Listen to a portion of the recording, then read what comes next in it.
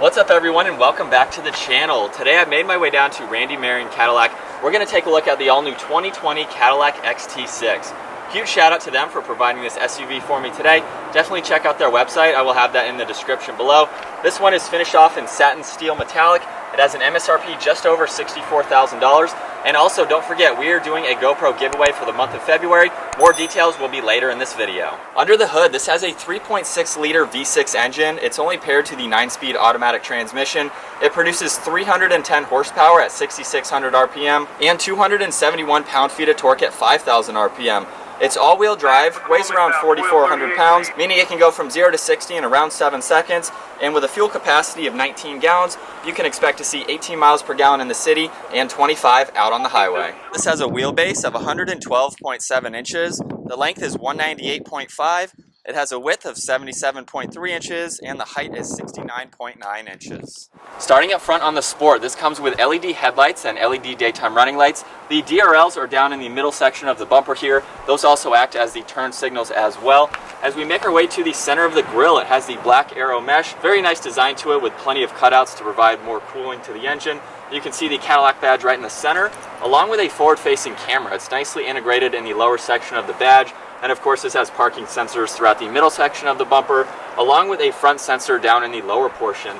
You can see the mesh continues down there as well, and as part of the Sport, it comes with all of the black trim. So you'll see that on the upper section of the grille, along with running right through the middle of the bumper. It kind of ties in nicely from one DRL to the other. You can also see there's plenty more contoured lines giving it an aggressive appearance. And then as we make our way up to the hood, you'll see two distinctive lines running down each side of the hood, and then one coming down the middle of the hood. It goes through the Cadillac badge and then all the way to a point at the bottom of the bumper. Moving on to the side now, we're going to start off with the 21-inch wheels. They have a 10-spoke design to them, finished off in pearl nickel, have a really nice contrasting color against the color of the vehicle itself. Right behind that, we have a Cadillac badge on the front quarter panel, and then moving to the side mirrors. They are body colored. They're power folding, feature the integrated turn signal, and there's a camera underneath each one as part of the 360 camera system. I will be showing that later in this video. Down below the door, you can see XT6, and then there's a nice trim piece that runs all the way to the back section of the door. There's also a really nice line that runs through the height of the door handles, flowing nicely from the front of the vehicle all the way into the back. You can see all of the trim around the windows are blacked out as well as part of the Sport package, and even the roof rails have it as well. And then this does have a full panoramic sunroof. Overall, this has a really clean looking side profile. And finishing up in the rear, we'll start off with the integrated spoiler and third brake light. You can see half of it is body colored, the rest of it has a nice gloss black trim piece, and there's an additional camera just underneath it, which you'll see later in this video. This does have the normal backup camera with all the parking sensors in the middle section of the bumper. It has LED taillights, a power liftgate, and then down below it has the dual trapezoidal shaped exhaust. That's going to finish it up for the exterior walk-around on the 2020 XT6. Aside from the Escalade, this is the second largest Cadillac SUV. It does have a third row, as we'll see here later. But before we go ahead and hop inside, I'm going to go ahead and lock the vehicle and then hold this button underneath the lock button. It will automatically start up, which is very cool to see. And then if you do hold on that button again, it will shut off. So that is an awesome feature to see. But with the vehicle locked now, all I'll do is walk up, push the button on the back side here, and it will automatically unlock. Looking at the door panel now, you can see there's black leather on the armrest along with silver stitching running along it. This has a carbon fiber trim piece on the top section of the door along with leather on top of that, and then there's a nice trim piece that surrounds it along with the release handle. You have your lock and unlock just in front of that. This does have two power seat memory adjustments along with all the window controls just below that, and then of course all the power mirror controls just in front of that. Down below, you can see there's a little bit of storage space in the door, along with an 8-speaker Bose audio sound system. And you can even control the power liftgate with a knob right here. You have 3 different options: off, 3/4, and max. Once inside, we'll go ahead and take a look at these black leather seats. They have an 8-way power adjustability to them, along with lumbar support. They are heated. You can see they have more of that silver stitching running along the bolsters, and they are very comfortable. They have good bolstering support down around the thighs as well. Let's go ahead and move on to the leather-wrapped steering wheel. It has a really nice feel to it. Even more carbon fiber trim on both sides and another brushed aluminum trim piece running around that. This does have paddle shifters as well. They are finished off in aluminum. Moving on to all of these controls, you'll see on the left side is all of the cruise control and adaptive cruise control settings. There's a heated steering wheel button at the top, and then voice commands and Bluetooth at the bottom. Over on the right side, you have volume for the radio along with scrolling, and then this rotary dial here will control the center gauge information. So you have a lot of vital information like your trip, your average MPG. You can look at your fuel range, oil life, TPMS, and everything like that. As we scroll over, you have your music, you have the navigation when that is up and running, along with your phone when that is paired, and then you have some other settings that you can go into and configure, including your heads-up display. Over to the left side is your tach, and then the speedometer is on the far right. You can also see there's a nice gloss black trim piece running around the entire gauge cluster as well. Over on the left side of the steering wheel, you have all the controls for the heads-up display, along with a dimmer switch. There's the electronic parking brake, one air vent surrounded in more of the black trim. And then as we make our way to the center, you'll see 2 air vents and then the 8-inch screen just underneath that. You can see over on the left side is the engine start stop feature along with the park assist. On the right side we have the lane keeping assist and the hazards. And then right in the center is all of your information you can scroll through, from your radio to your phone. You have a Wi-Fi hotspot, Apple CarPlay. We can go into camera right now and view all of those angles. Right now you see the top-down view along with the forward-facing camera. If I just push on this button, now we have the rear-facing camera. We can move over to a different angle for the rear, along with a different angle for the front. Moving over again, we have a top-down view of the front, along with the rear, more of a bird's eye view. And then we can see the entire front of the vehicle as well, which is awesome to see. And then we have these cameras underneath the side mirrors, so you have a split angle for each side of the vehicle. And then depending on which camera angle you're on, if you go to this arrow over to the left side, you can take the top-down view away and have that in full screen. So that's very easy to go through. And then below that, we have the home button. So just by pushing on that, we're back to the screen. You can also mute and unmute the radio. Down below that, we have all of the AC controls along with the heated seats. So you have those settings for driver and passenger, along with all the climate controls in the center. So fan speed is right here, and then you have temperature for driver and passenger, as this has the dual zone climate control with all the other AC buttons just below that. There's a little bit of storage space underneath that, and then as we make our way to the shifter here, you'll see that park is right up on the top, and then just by pulling on the release handle on the left side, we can go all the way back into drive. Pull on it again, that will go into manual mode, and then obviously reverses all the way and forward. You'll see there are 2 cup holders off and to the right side. We can easily close those if we'd like, and you'll see more exposed leather and stitching. To the left of that, we have even more dials for that center screen. So you have the rotary dial with your volume for the radio, along with being able to change the tracks. You have your music, Bluetooth, home button, and a back button. So we can go through everything that I just showed using that, which makes it very easy. To the right side of that, we have traction control along with the different driving modes.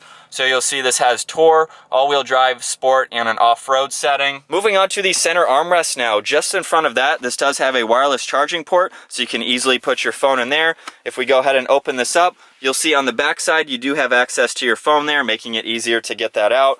There's a little bit of a tray here with a USB and USB port, and we can remove this, giving you a lot more storage space for anything that needs to go there. Making our way over to the glove box, you have your normal amount of room for anything that needs to go there, along with more carbon fiber running across the entire dash. Gives it a really clean look. We'll go ahead and take one last look at these seats. Very nice, finished off in the black leather. And then up top, this does have a full panoramic sunroof. You can see the shade opening all the way to the rear seats there.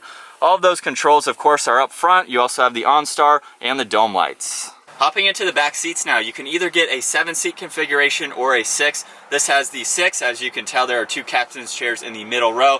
They have an adjustable armrest that you can use. They recline as well, and actually pretty far back, so you can easily kind of just hang out in the second row. And then they do move forwards and backwards, so if you need a little bit more legroom for the third row passengers, you can easily slide these and adjust them where you would like to. Right in the center, we have all of your climate controls for the third zone, for the back seats, obviously. You have your fan speed, where you'd like the air to go, things like that. And then just below that, you have a USB and USB port. And then down in the lower section, you can slide this cubby out towards you. It reveals 2 cup holders, and you have a little bit of storage space in front of that, which is nice to see. And then obviously behind both front seats, there's a little bit of extra storage space. Also, the door panels have the same attention to detail as they do up front. With more of the carbon fiber, I really like seeing that. There's also a few more functions to the second row. As you can see, I have that seat folded all the way flat. All you do is pull on this lever here and you can get the seat to fold down completely flat like that. If you need to get into the third row, however, you just pull on this tab right next to the headrest. The back of the seat will fold forward, and then you can easily push the seat towards the driver's seat and hop into the third row. And once in the back seat, I am 5'10", and I have about 2 or 3 inches above my head, and then a couple inches in front of my knees. I'm actually pretty comfortable. I could last back here if I had to be in the third row. You get a cup holder on each side, along with a USB port. There's a 12 volt on the back side here, and you have a pretty good amount of room. You have large glass on each side. These seats are also power operated. You can see there's a control right next to the seat belt, so you can use those from the second row to fold and unfold the seats, which is nice to see. And then as we make our way through the captain's chairs back to the second row, I forgot to mention the headroom and legroom here. At 5'10", I have plenty of space above my head and then plenty of room with the seat in front of me. Now it's time to go ahead and take a look at the rear storage space. I'm just going to tap twice on the key fob and the power liftgate will automatically open up. There's about 12 cubic feet of storage space with all of these seats up, so you do have a little bit of room. There's a nice storage pocket off into the left side, and the floor does open up as well. So if you need to hide anything under here, it just gives you a little bit more storage space. As I mentioned earlier, these are power seats for the third row. All you have to do is push on both of these buttons here, and the headrest will automatically fold down, and then you'll see the seats automatically fold down, and they do it in a very quick amount of time. With the third row folded down, there's about 43 cubic feet of storage space, so it gives you a little bit more room. And then there are two more buttons here. Just by pushing on these, you'll see the second row fold flat as well. So you can easily do this. You can open up to about 78 cubic feet of storage space and easily be able to fit anything that you like in the back here. So getting the XT6 out on the road now, two things that I forgot to go over. One is that there's a ton of storage space underneath the shifter area here. You can see it goes from the driver's side to the passenger side, and there's even a 12 volt down there as well. So if you want to put, I don't even know, you could put a ton of stuff down there. You could charge a phone or something and just have basically that hidden storage space, which is nice to see. And then two is the rear view mirror. If I flip this up, now I have the camera, which I showed you underneath the spoiler in the back, and I can see that SUV behind me. And then if I flip it down, we're just back to the normal rear view mirror. So that is pretty cool. You have some adjustments underneath it. You can control the brightness and things like that. But that is pretty awesome. Not too many vehicles I've been in have that.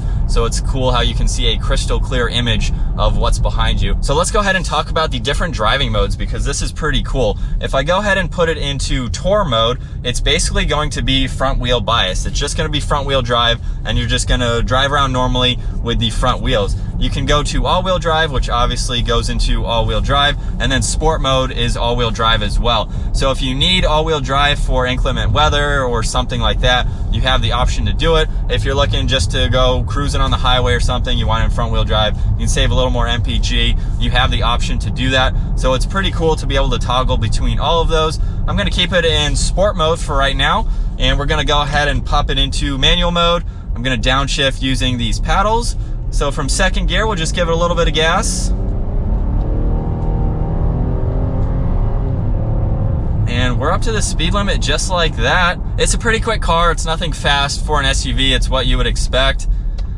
But you can use these aluminum paddle shifters. They have a really nice feel to them. But moving on to the visibility now. Obviously with the 360 camera system, you can look at everything around the car on this screen, which is awesome to see. But if you're not using that, you have a good amount of visibility. The A-pillars up front are very small. You have a nice window in front of the side mirrors, so you can look over at your passenger side and see anything over there. Over your left and right shoulder, it's very easy to see. For a third row vehicle, it's not very bulky in the back, so you can easily see over both shoulders and obviously out of the glass. I do think it is pretty cool that you can flip this rear view mirror up. So if you do have people in the third row, maybe you can't see around them for whatever reason, you can just flip this up and easily see what's behind you. So it's a nice alternative. I really like the fact too that you have a ton of storage space and a lot of versatility with the back seats. I love how quickly the third row folds down and folds up. I didn't even have to do an extra shot for that. The seat was so fast, I could just do it in one take, which was awesome for filming, but it's also good when you're in a pinch and you need to get them down and load whatever you want into the back.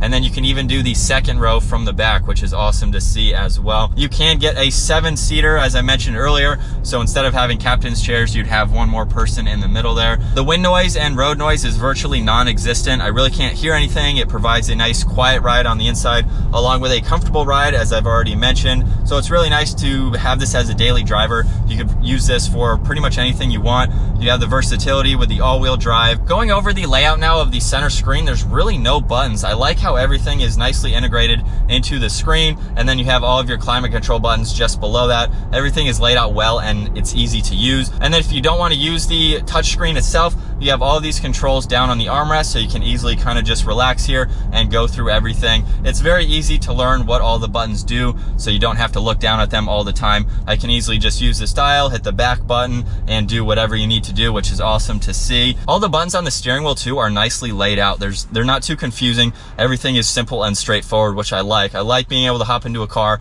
5 or 10 minutes, you can learn all the buttons and everything. It's not too confusing, yet it offers a ton of technology, so that's pretty awesome. But that's gonna wrap it up for my walk around review and test drive in the 2020 Cadillac XT6.